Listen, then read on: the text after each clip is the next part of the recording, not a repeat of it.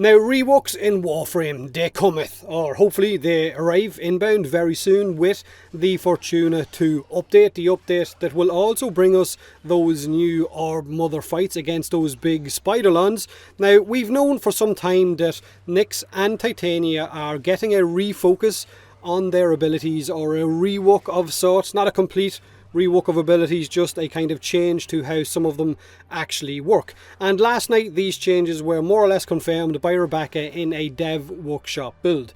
Nyx, of course, has been a part of Warframe for 5 years, all the way back from when the closed beta was around. That's a long time. But now she's getting a little bit of a revamp, one that I went over in a video 3 months ago after some of these changes were spoken about in brief in one of the dev streams, but now they are more or less confirmed.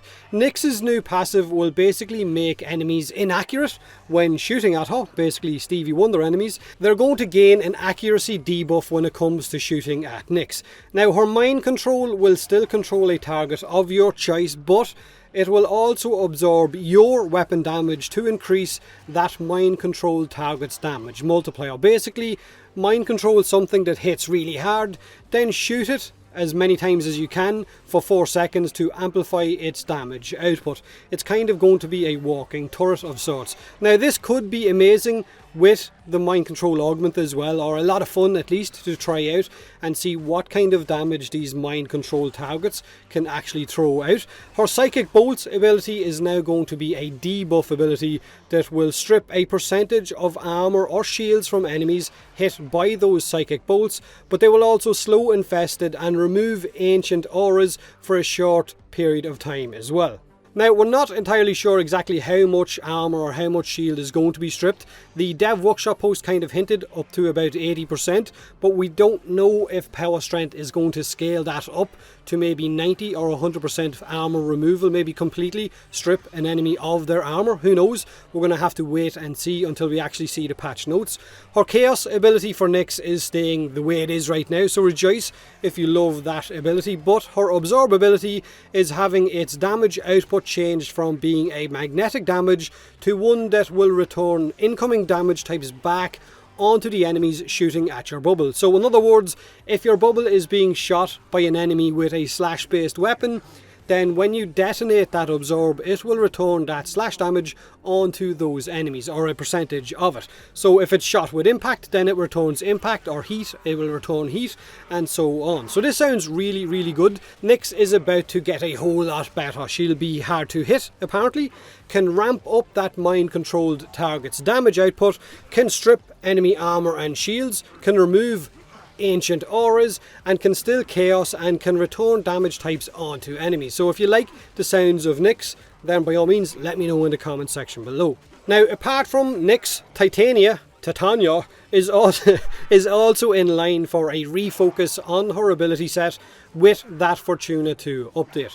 Her tribute ability will no longer require loads of different casts to gain all of its buffs and then max those buffs out as well, or those tributes. Now, when you gain one of those tributes, it will already be at the maximum amount, and you can refresh it simply by recasting the ability. Her dust tribute buff is staying as it is right now.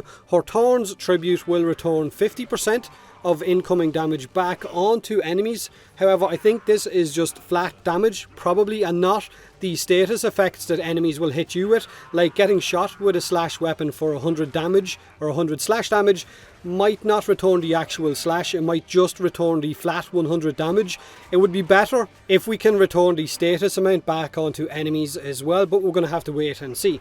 Now, her entangle tribute will stay as it is right now with slowing enemies down, but her full moon tribute will allow you to now apply the buff to all companion types and her razor wing butterflies as well. So basically sentinels, moas, and so on. So what this sounds like is that Titania is going to be a lot better energy wise, and it's going to have way less casting amounts for that tribute, which should help the energy consumption out a lot, and the buffs will be maxed once you gain them. So the tribute ability seems like it's going to be in a much better place. Now her lantern ability will now work on 4 different tethered targets instead of just one, and you can explode them by charging the ability or holding the ability key down.